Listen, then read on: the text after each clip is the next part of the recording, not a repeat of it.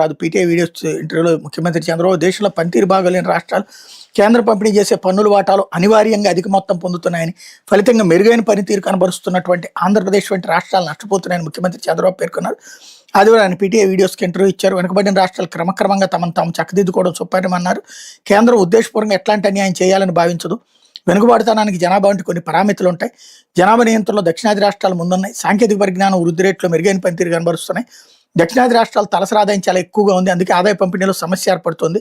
జనాభా పేదరికం ఆదాయ పంపిణీకి ప్రాధాన్యంగా ఉందని చెప్పారు అన్నటువంటి వార్తని హైలైట్ చేశారు.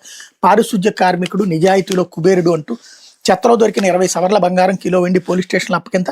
తమిళనాడులో పారిశుద్ధ్య కార్మికుడి చెత్తలో దొరికిన 20 సవర్లు 160 గ్రాముల బంగారు నగలు, కిలో వెండి వస్తువును పోలీసులకు అప్పగించి నిజాయితీ చాటుకున్నారు. తిరువారూరు మున్సిపాలిటీలో దొరై అనే వ్యక్తి పారిశుద్ధ్య కార్మికుడిగా పనిచేస్తున్నారు. ఆదివారం ఉదయం విధుల్లో ఉండగా చెత్తలో ఓ బ్యాగ్ కనిపించింది. తెరిచి చూస్తే బంగారు నగలు, వెండి వస్తువులు. వెంటనే వాటిని తిరుచారూరు నగర పోలీస్ స్టేషన్లో అప్పగించారు.